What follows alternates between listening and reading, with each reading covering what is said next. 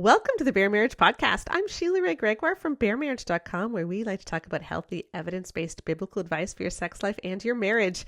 And today we are going to be talking about how purity culture can so mess us up that we really need a plan to recover from it. Because if purity culture hurt you as a teenager growing up, you do not deserve to live with that kind of pain and problems for the rest of your life. So let's figure out how to untangle this mess and get you to health.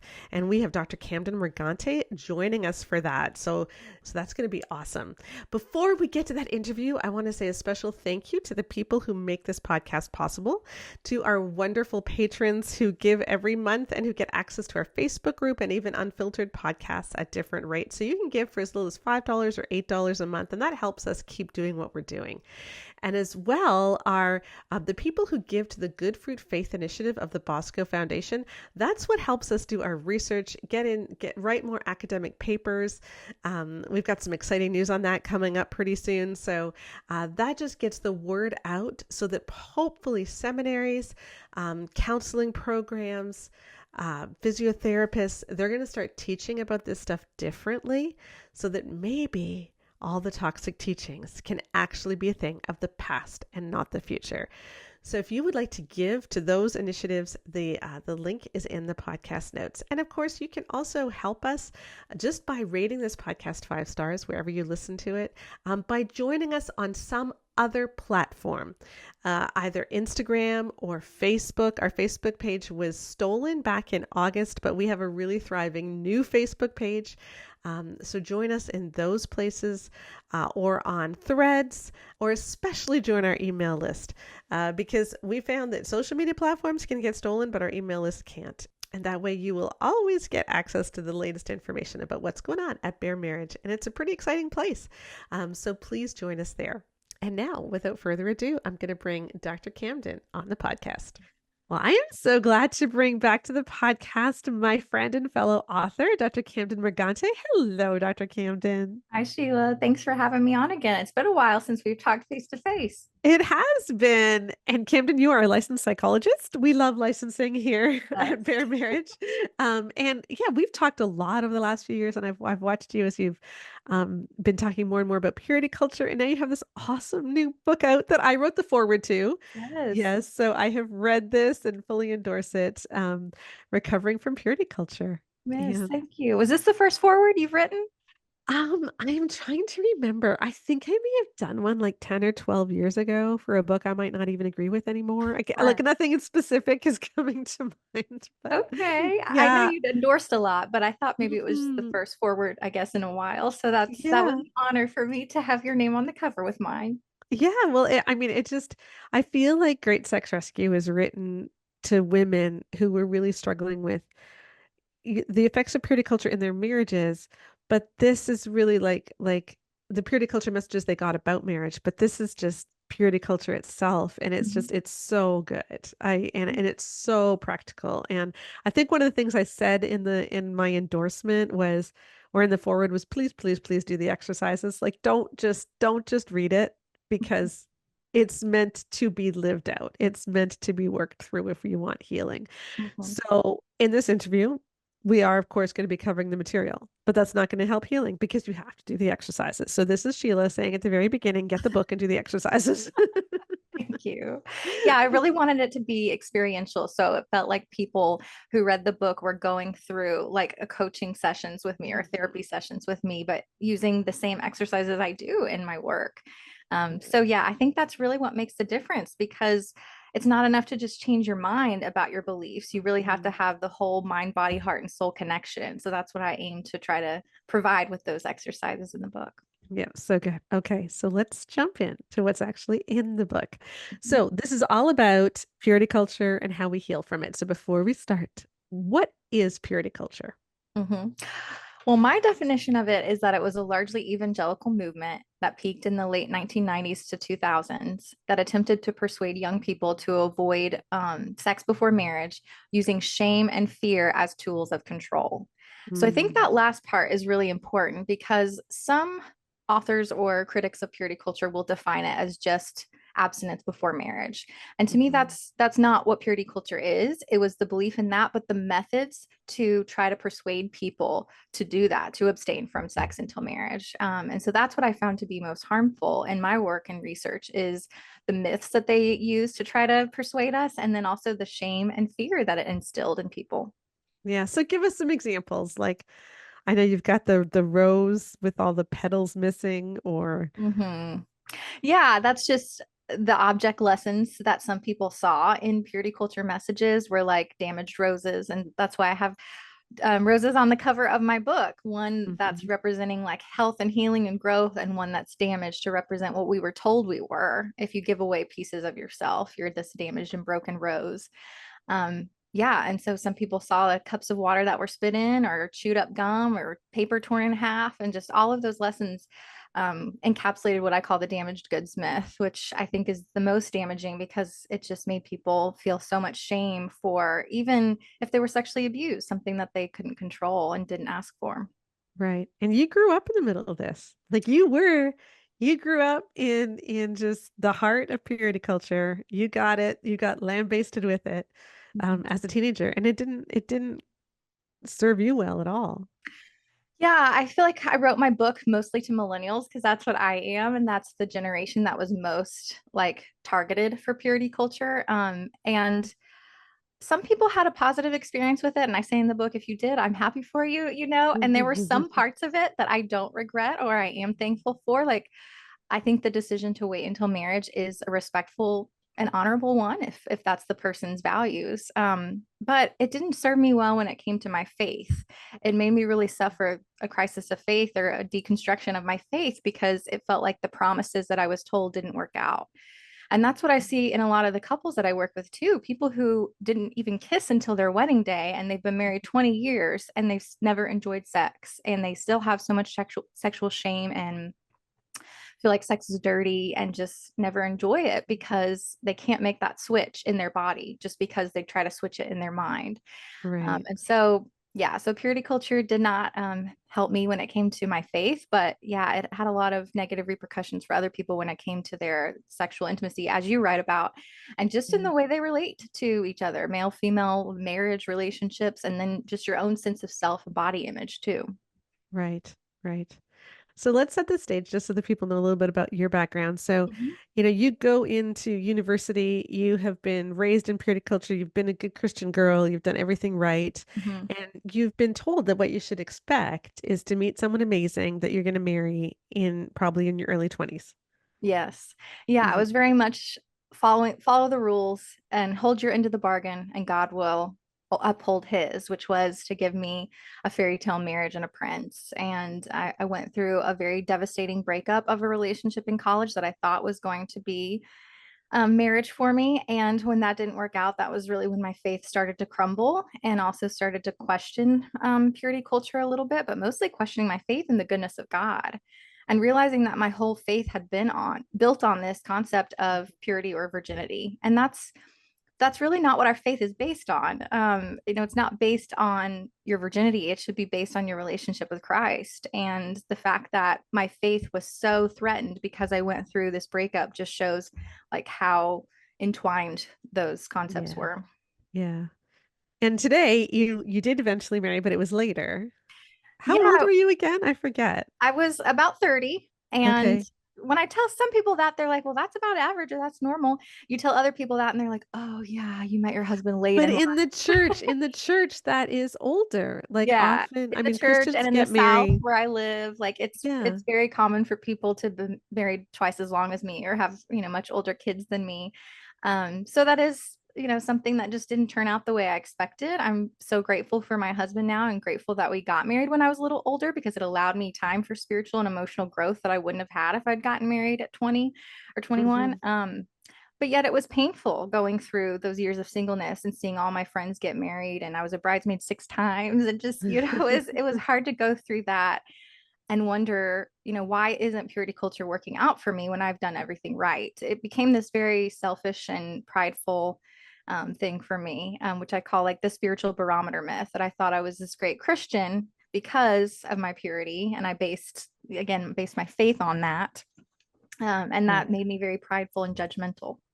Right. Right. I think a lot of us can relate to that actually. Mhm. Um, okay, so you talk in the book, and this is how you're setting it up, that a lot of us can name the harm that purity culture did to us. A lot of us know that purity culture hurt us. And like you said, it doesn't hurt everybody. And there are, for a lot of people, there are some benefits. Maybe you didn't get pregnant at 16. You didn't get an STD or whatever.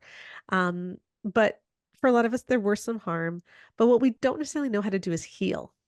Mhm. And that's the point of your book is how do you actually heal? We're not just going to rip apart purity culture, although you do that. Mhm. But you really talk about how it is that you heal. So when you say that purity culture caused us a lot of little t traumas, what do you mean by that? Mhm.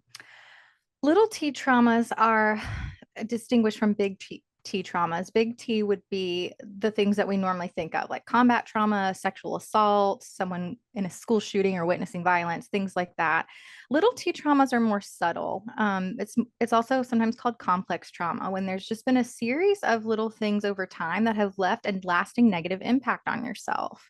And Mhm. especially if it's rooted in early childhood, which for many of us, purity culture had its roots in early childhood. The first time you were told you shouldn't wear a two-piece bathing suit. Right. The first time you were told you should only date when you're ready to get married, or there's Mhm. all these early origins of it that start to get into your body to where it creates a sense of shame and even a trauma reaction in your body. So I began to see that purity culture can cause trauma for some people, meaning that it causes their body to react in a way as if sex becomes like a trauma trigger, even when they don't have a history of sexual assault. And I hear my clients say that every week, even though I've never been raped, like, why is my body reacting like that to sex? And sometimes it's very validating for them to hear me say that the research says purity culture survivors and survivors of sexual assault can look very similar when it comes to the way your body Yes. reacts to sex. And that can be very validating and like normalizing to them to hear that. And so that's why I said it's like a series of little t traumas because of the reaction in your body that doesn't leave even when you get older, even if you no longer believe it. Yeah. And this is what's so key. And it's funny, a lot of the books we've talked about on the podcast lately have said this from different angles, whether it was, Mm. parenting um, or my conversation with Dr. Mary Lynn last week or last month or whatever. But it's like, because this stuff is in the body, you can't just think it away. Mm-hmm. You can't just change your mind and then all of the effects are gone. Right. And that's why there's been so many good books written about purity culture, especially The Great Sex Rescue, which I recommend to all my clients. And that has helped people start to see the harm of this and start to see what the truth is, because you replace it in the book with the rescue and reframing kind of sections in your book. But yet sometimes people still can't make that body Yeah. shift. They still Mm, need the next step to help them. Okay, now my mind knows what the myth is and what the truth is, but how do I get my body and my heart on the mhm. same page? I still have, when I say heart, like the emotions, I still have the fear and the shame and the anxiety about sex. And then also the soul piece of how do I still hold on to my faith? How do I still see Yeah. sex as sacred and beautiful and spiritual when I've been told it's dirty and wrong? And how do I see God as someone who like loves me and made me as an equal person when I've been told that as a woman I don't have as much value or role as a man? Yeah, so there's all of those pieces that really have to get aligned in order to fully heal from purity culture. Yeah, yeah. Um, you opened that section of your book talking about Michelle and Jack, who were just a typical couple. Can you just share their story? Because I think that'll help people crystallize what you're talking about, what it looks Oh, like. yes. Michelle and Jack are a composite of real couples that I have worked with who may be listening to the podcast.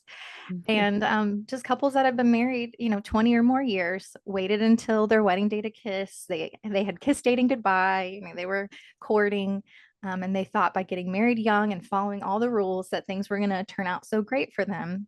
And then they come and see me often in like their late 30s or early 40s, and they're like, we've just never enjoyed sex and it's not pleasurable for me, says the wife. And then the husband's like, I don't know what to do. I've just been told sex was going to be easy and really told Mhm. that I'm entitled to it as a male. So I don't know how to make sense of this. And the wife often feels really disconnected from her sexuality of like, I just don't even feel like I'm a very sexual person. I don't have any sexual desire. And when we really dig deeper, it's because she suppressed it for so many years. And so, yeah, so Michelle and Jack are a composite of that couple that tells me we were the poster children for purity culture. We've been Mhm. faithful to each other. We've faithfully followed Christ for all of these years, and we want to enjoy sex. We love each other. We have, an overall healthy marriage, but this part of our life we just cannot figure out. And there's so much Mhm. grief that they carry when it comes to their sex life, that we really have to walk through and help them honor that together as a couple. Yeah. Now, I want to start untangling some of the myths of purity culture that you talk about, but let me just say, people know this, right? Like Michelle and Jack, we've all heard stories like this at this point, right? Like in the last few years, this has been coming out more and more and more that this is the result. We tried this experiment of purity culture for roughly 20 years. We went, the evangelical church went all in, and it still is in to a certain extent. Mm-hmm. But 20 years we went all in, and now we're seeing the fruit of it, and it's bad. Mm-hmm. And therapists see this constantly. This is Mm-hmm. one of the main things that therapists, marriage therapists, are working at today, is Mm-hmm. untangling all this. Why do you think? I mean, this isn't in your book. This is just me asking you, but why do you think some of the people that pushed it the most won't admit it? Like, it drives me bonkers. I think I Yeah. personally would heal psychologically better if someone would just admit it. Yeah, I know. I know that's a very hard and painful part of this process, but I think of it kind of like why a lot of parents make mistakes and they won't admit it, Yeah. especially again, this is my generation. We were raised on James Dobson and spank break the will with spankings and the strong-willed child, and now there's a lot of research about how harmful that parenting style is, Yes. how all of us are trying to heal from it.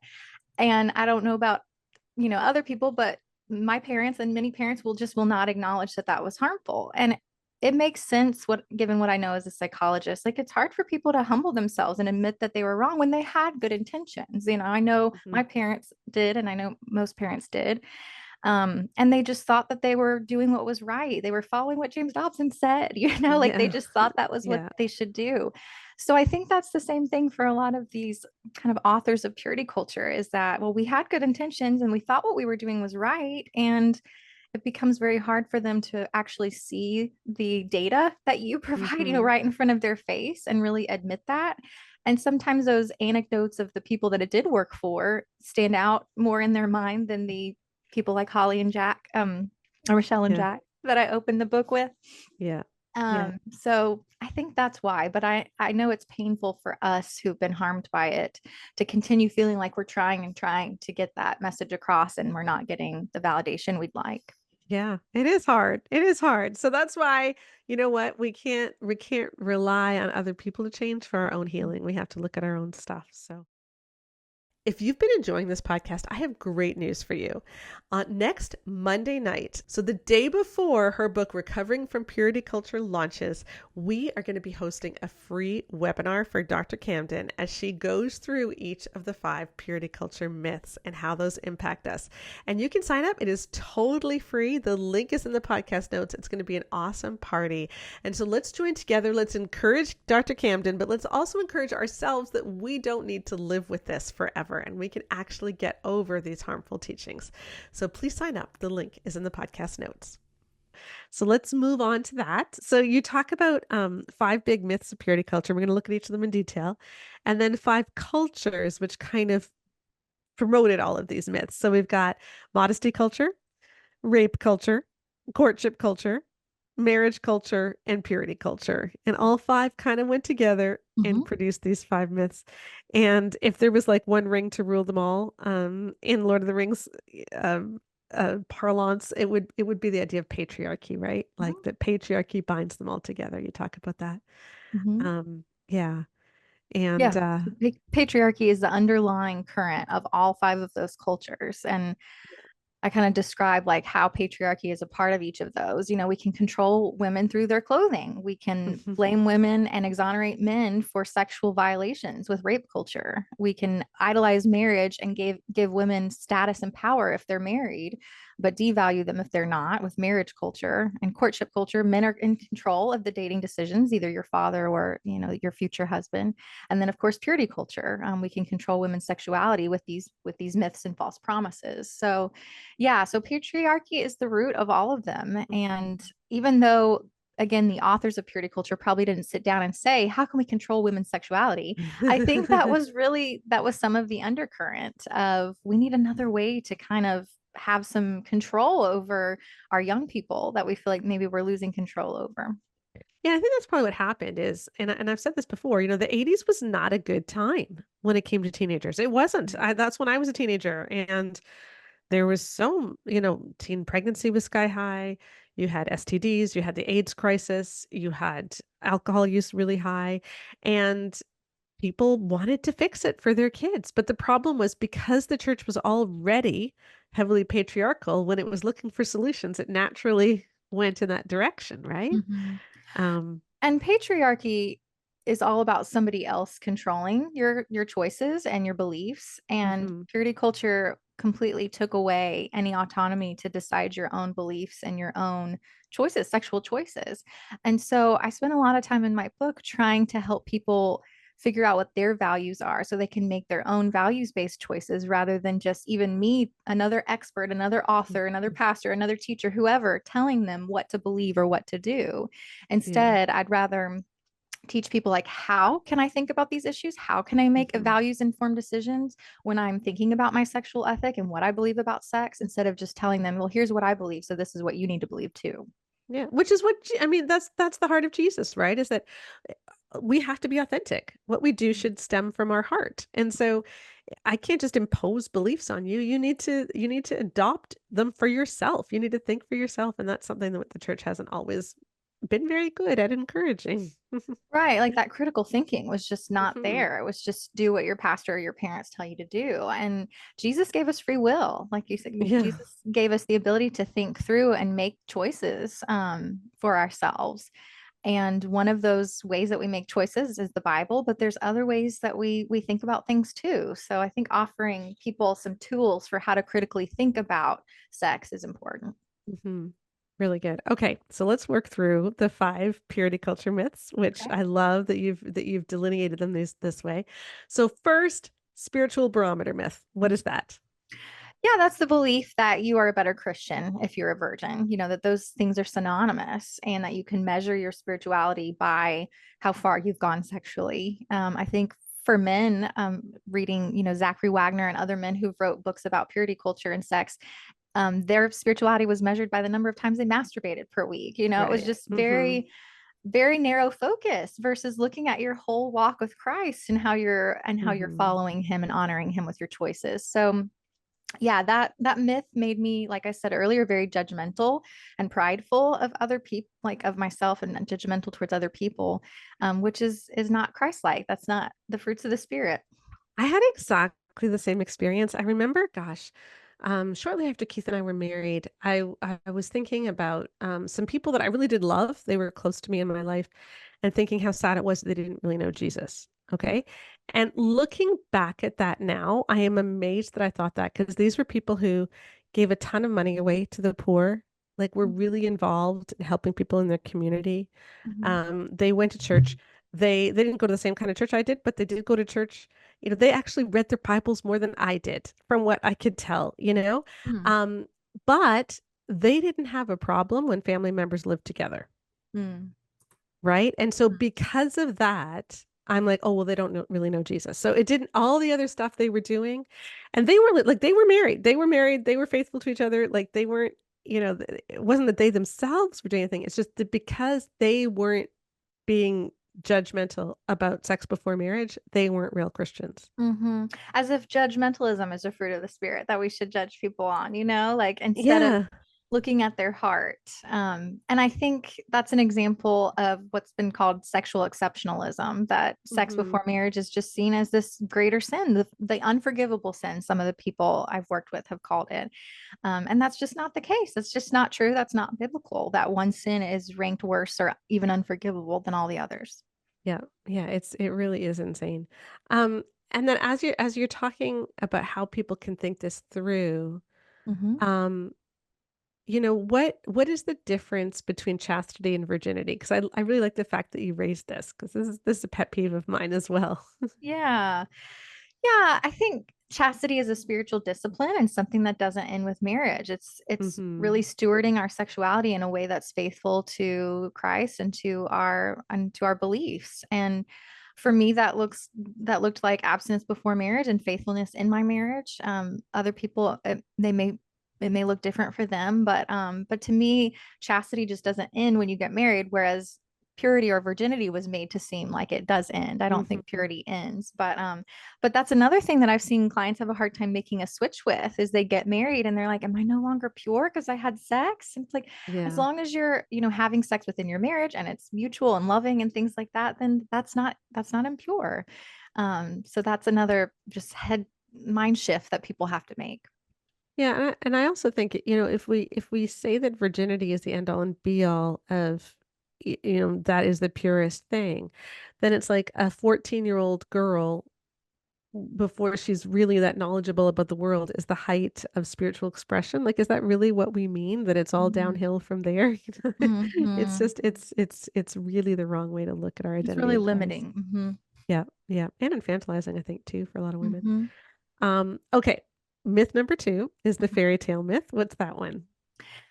That is the myth that you're going to have a fairy tale marriage and a spouse, like probably early and young, if you Mhm. follow the rules. And as I said, this one affected me the most because I really bought into it and really thought by wearing this True Love Waits ring, I'm going to be wearing a wedding ring soon.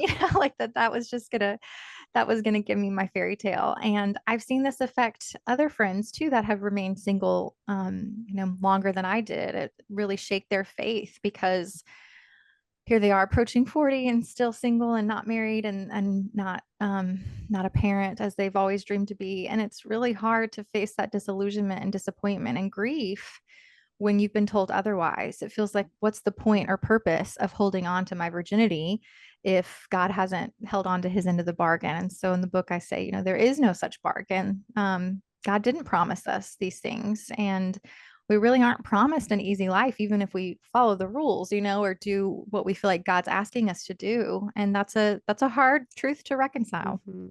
I think it's also hard when in the Christian culture and in a lot of political commentary right now, the idea of being single as a woman is seen as Mhm. a negative, like you're not really able to live out the Christian life then if you're Mhm. single and you don't have kids. There is so much work that the church needs to do to make singleness a celebrated vocation and life choice, like a Hmm. valid life choice or just life station for people rather than just you kind of got the leftovers, or you Hmm. just it's second best. It's really treated like second class citizens, I think. So yeah, there's so much more work to do. There's more books that need to be written on that topic specifically. But yeah, the marriage culture of really idolizing marriage and giving that preferred position doesn't help. Yeah. Doesn't. I had to laugh in this section too. You quoted Dana Gresh's book and The Bride Wore White. You quoted one of Yeah. my least favorite lines from it that I just laughed at. You said, it was a guarantee for us too, as long as we waited. The book even promised that if you wait, then you'll make babies with great celebration. But those who don't wait would get chlamydia, the author warns, which may lead to infertility and no babies ever. Yes, that is a quote. Yeah, it is like no No babies, babies, period, period, ever, ever. period. Like Yes, that's actually in her book. it is. Yeah. It is. And can that happen? I'm sure statistically it can, but just Mhm. presenting that as if it's, a very like a guaranteed thing to happen or even a very likely thing to happen is very misleading, very untruthful. And there's no guarantees that sex will be amazing if you wait Yeah. either, as I wouldn't have a career, I guess, and probably Yes, you wouldn't either if that was true.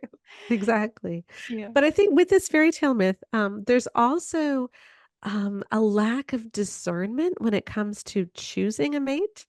Because Hmm. if the main thing is just to find someone who's a Christian who's committed to waiting, just like you are, Hmm. and then get married as soon as possible, there hasn't been a lot of discipleship on how to actually discern someone's character. Yeah, I interviewed a few women who are divorced for the book because I wanted to include that perspective since that's not my lived experience. And all of the women I interviewed got married at 20 to their first love, and all of them were divorced within like 5 to 10 years. And they all said purity culture was largely responsible for my divorce because I was not taught how to be emotionally healthy myself. I was Yeah. not taught how to look for an emotionally healthy mate. I was told just marry a Christian who's saving himself and that's enough. And frankly, that's not enough. That's what one of my interviewees said. And I loved that quote because that is not enough to base a marriage on. If Yeah. we both identify as Christians and we both are virgins, like that's not enough to make that lifelong commitment to each other on. So you're absolutely right. Like it took away discernment and critical thinking when it comes to spouse selection too, and being healthy, emotionally healthy people ourselves as well.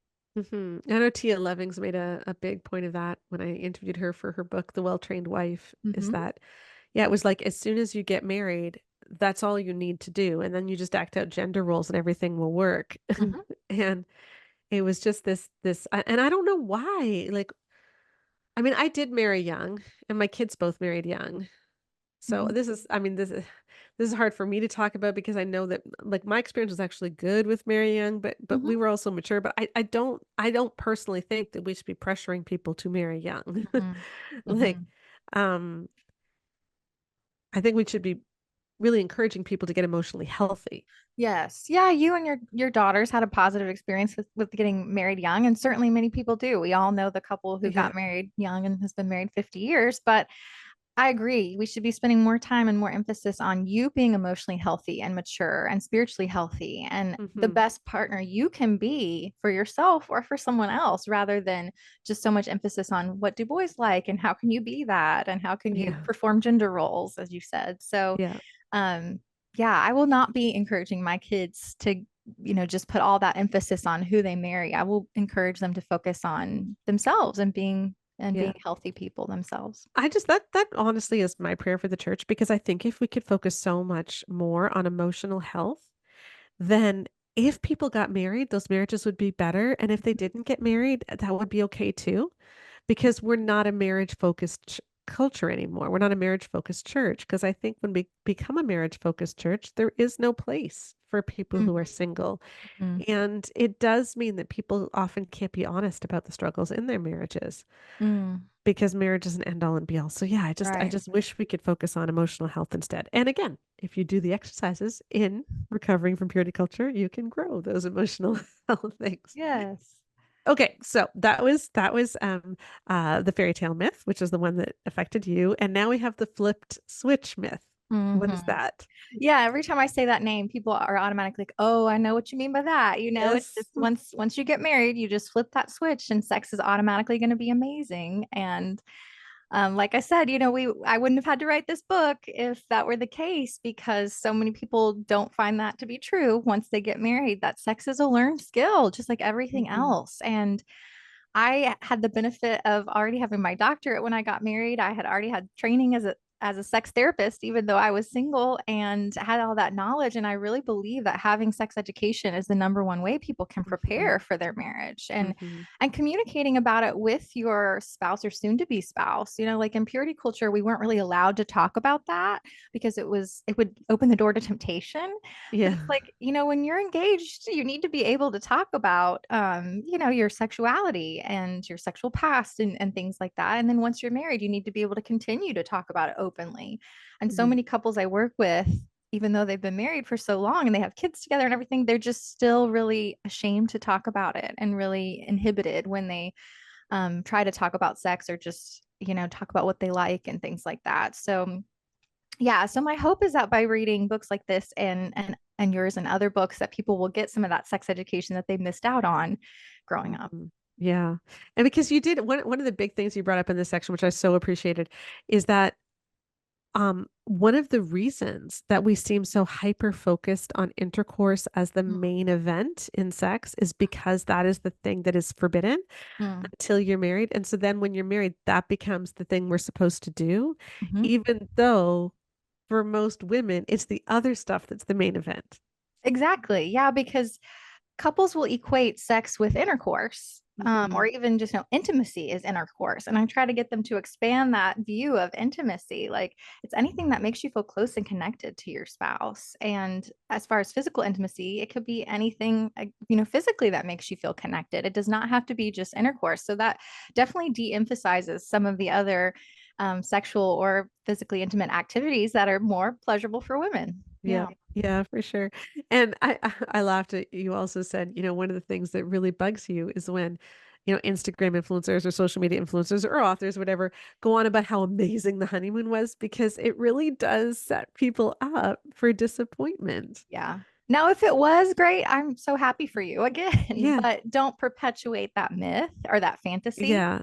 And also, just, as a therapist, I just question if they're telling their therapist a different story, if they even go to therapy, but just, Well, yeah, behind like closed doors, there's do you proof. remember Josh Harris, talked Yeah. about how great the honeymoon was, but then Yeah. his ex-wife wrote her memoir and it's like, no, it wasn't.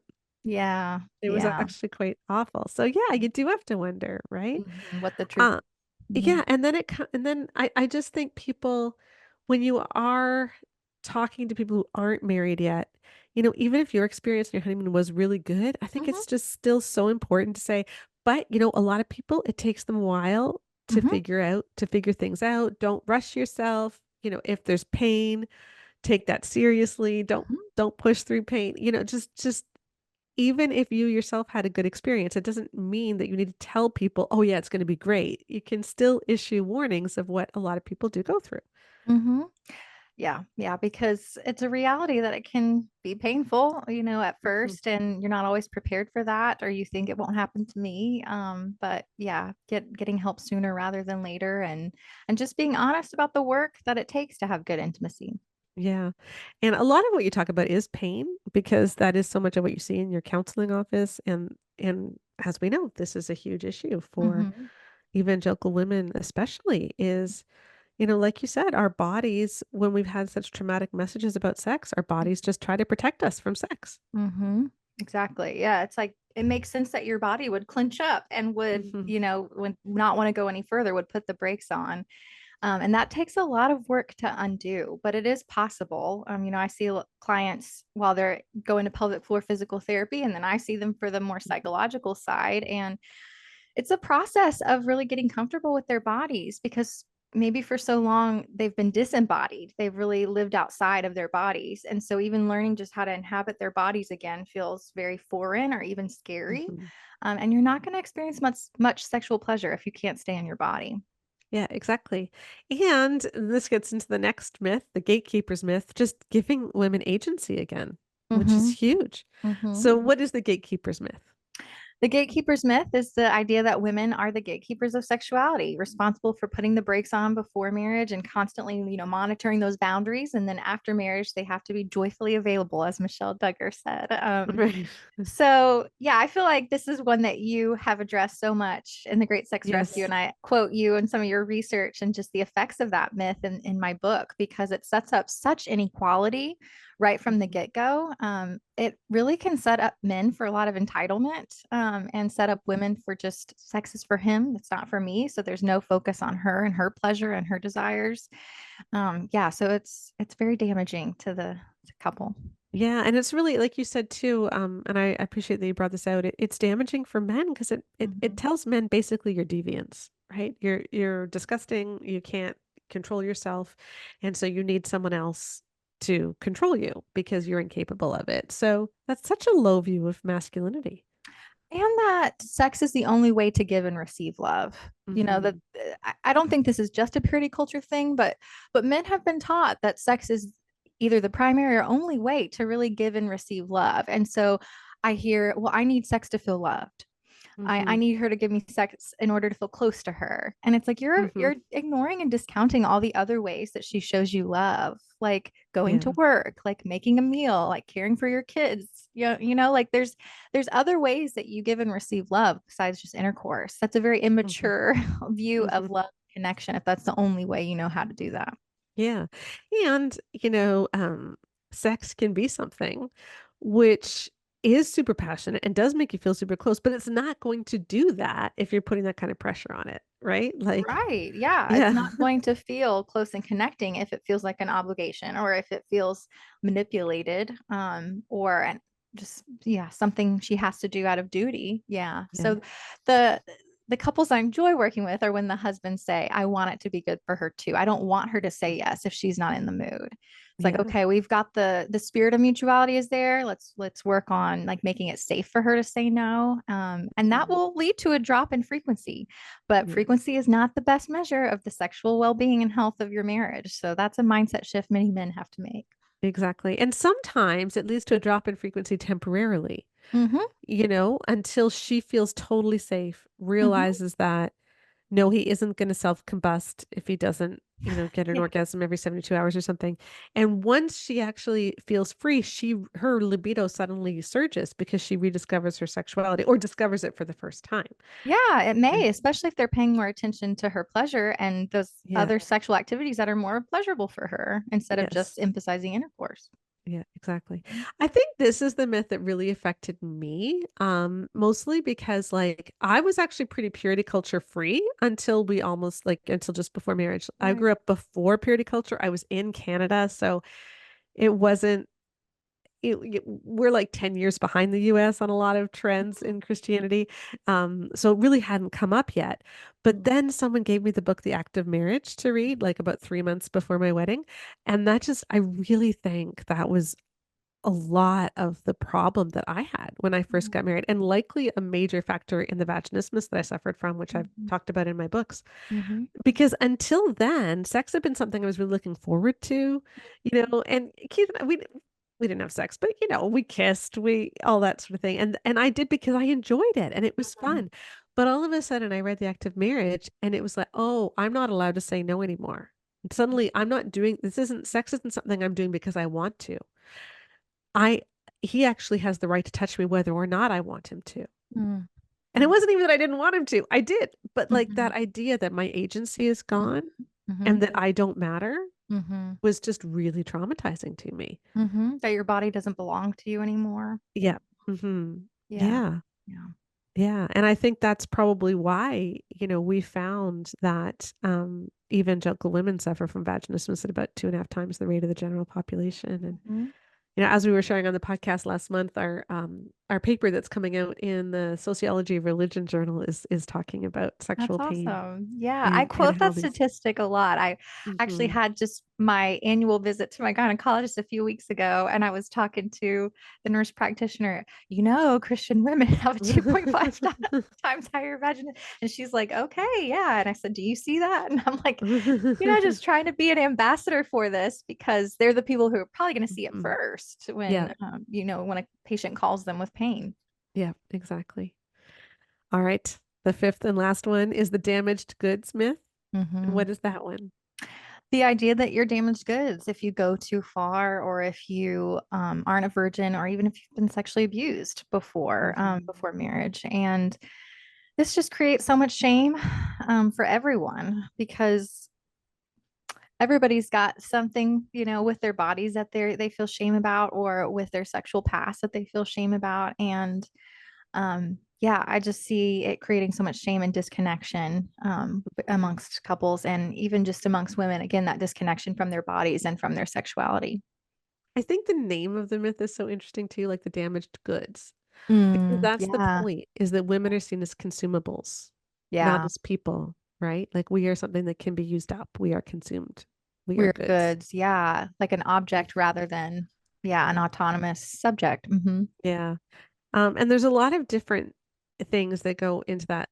Yeah, like the idea that we talk about virginity as the main thing. Well, what happens to a sexual abuse survivor, Hmm. right? Or we talk a lot about soul ties. This is a big teaching.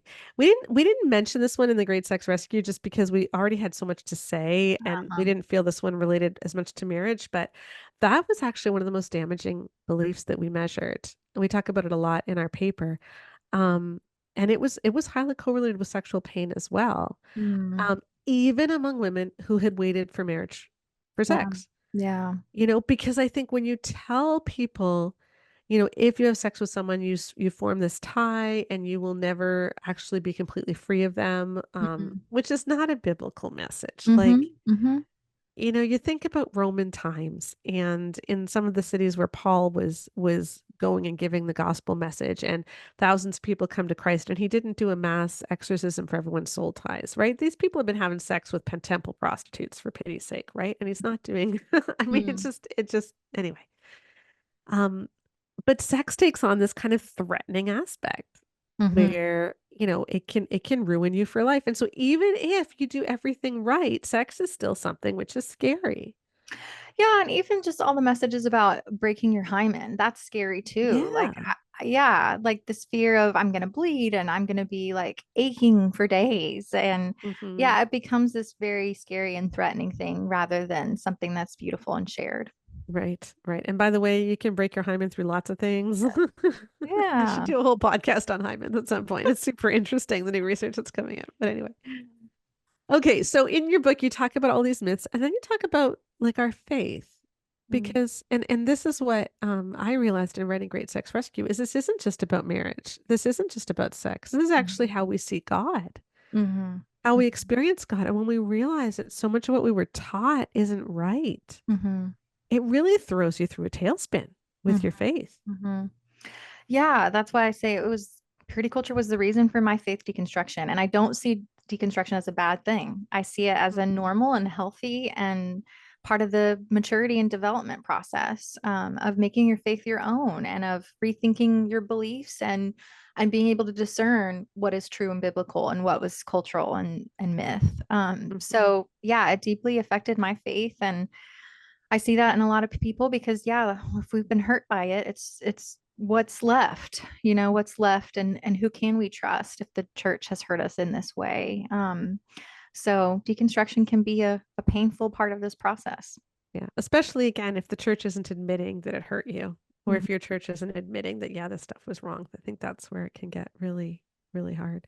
Mhm. So what is deconstruction to you?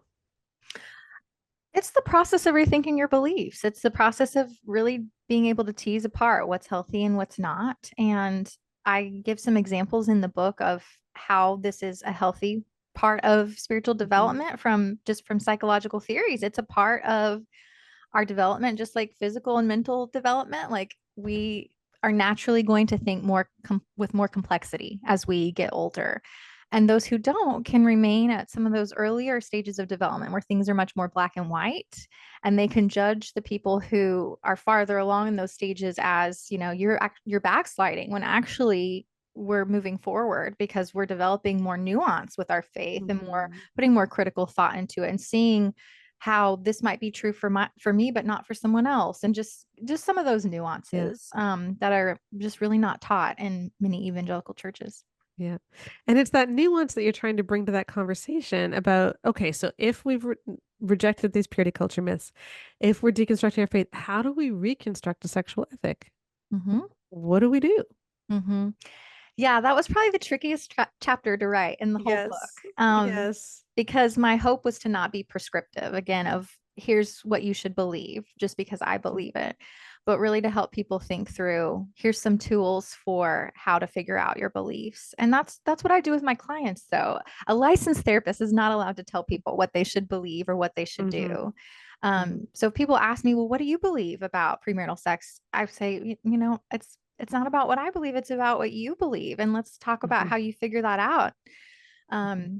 So really getting to know yourself and getting to know your values and examining your theology beyond just don't have sex, but like looking at like what is the purpose of sex and what who has authority over my body and what is sin Hmm. and what is forgiveness and just some of those more foundational theologies really are what our sexual ethic is built out of.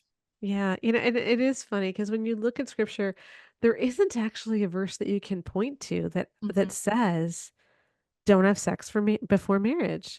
Mhm. Like in the Old Testament, the sin was having sex with a married woman. Mm. Um, it wasn't, and if you slept with a virgin, you just had to marry her. Um, it wasn't as obvious as we think. And in the New Testament, it does talk about the word porneia, Mm-hmm. which can be translated as, sexual immorality or fornication or whatever. But again, that isn't actually defined as to what that means. So I think there's a lot of assumptions that they're talking about sex before marriage. Mm-hmm. And I think you could certainly make the case for that.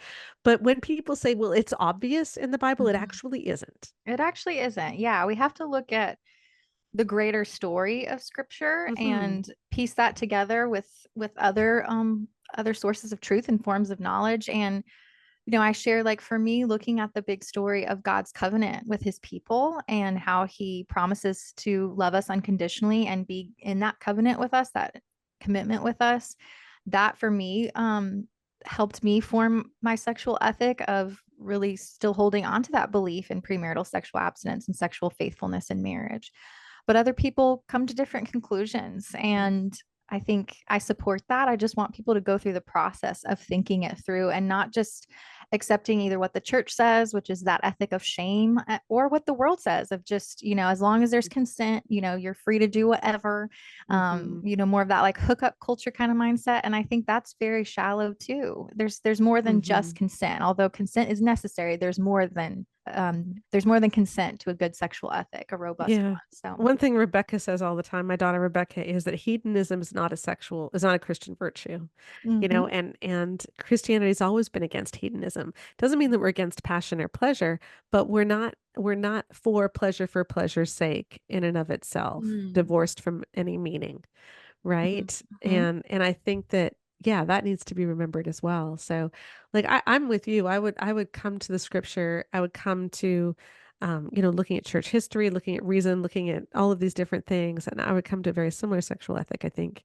Um, in that if we're supposed to show kindness and respect to others and honor dignity, that does mean that mhm, sex is saved, right? But like you, I would also say I think it's important that people come to their own mhm, decision, because insisting on one thing has actually done, some harm. So I mhm, think if we can, and which is different. I mean, with your own kids, obviously you want to tell them what you hope for them, mhm, right? And what you mhm. think God is telling you. I think that's really important. But Yeah.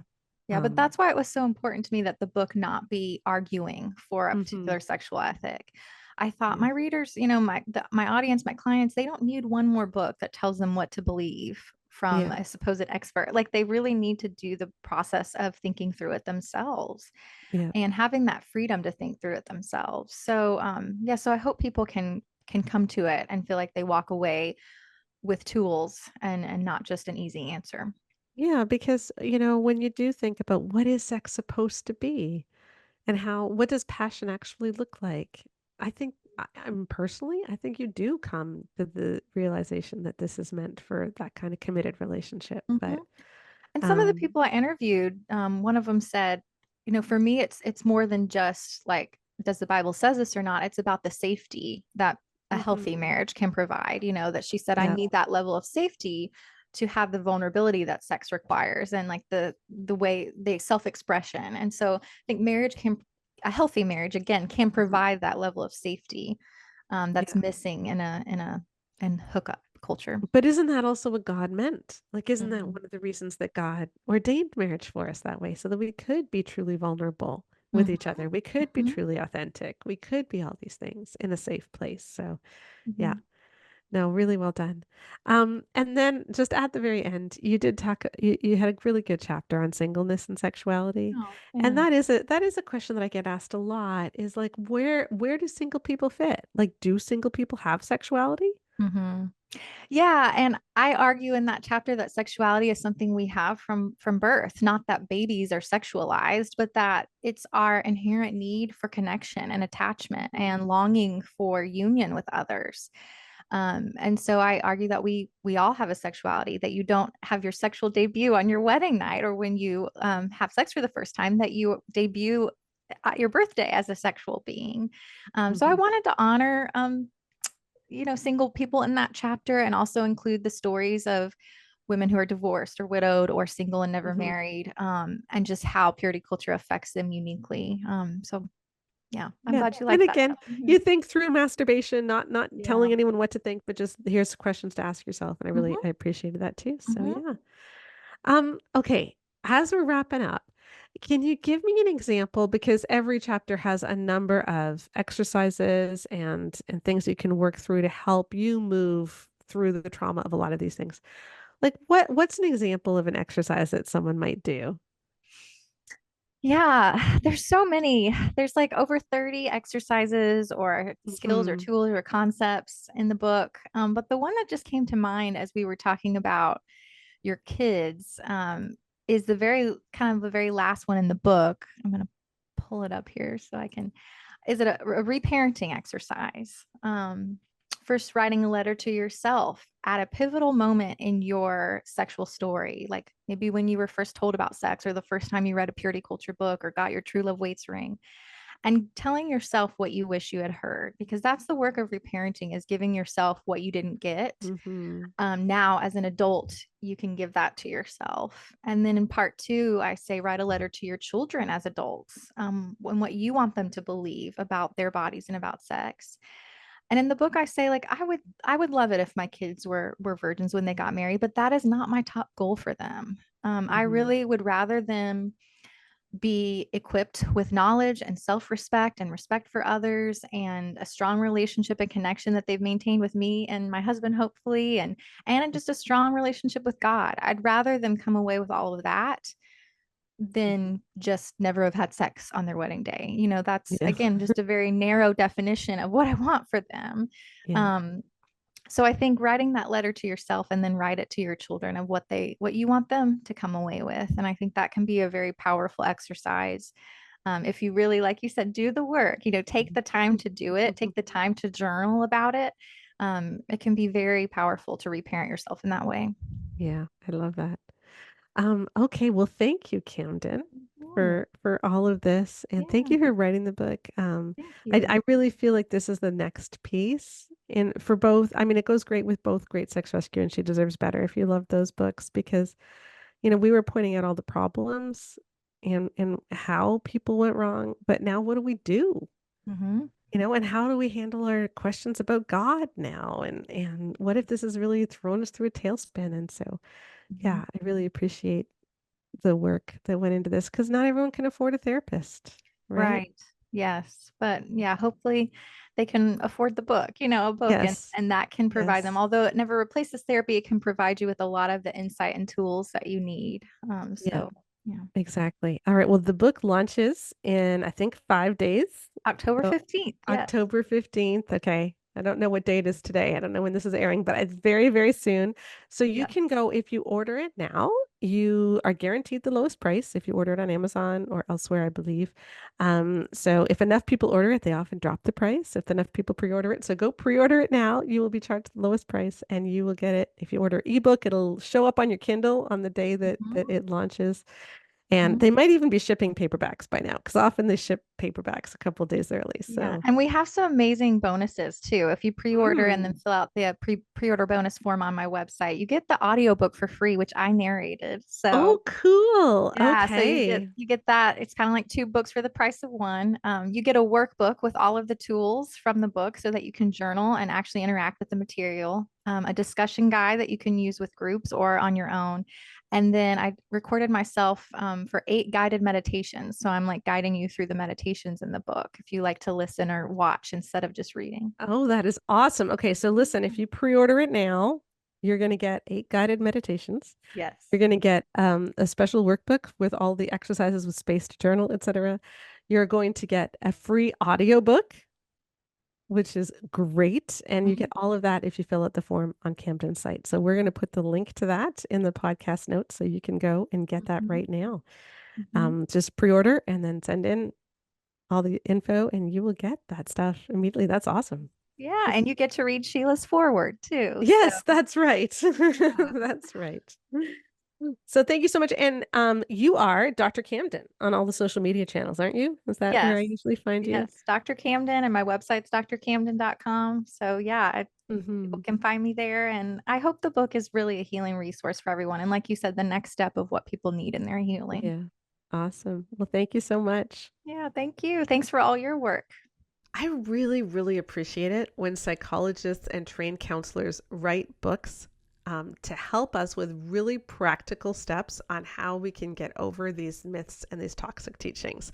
I've shared with you several authors who have done that lately on this podcast, and I think that's so crucial. And I hope that from now on, when we look at parenting resources, at marriage resources, at sex resources, we will look for people who have been trained in this area, who do research, who know what they're talking about, and not just the pastors and others that we've relied on in the past, because it's time to turn the page and it's time to recover from purity culture. So please check out Dr. Camden's book. It is awesome. And join us for our free webinar next Monday night, October 15th.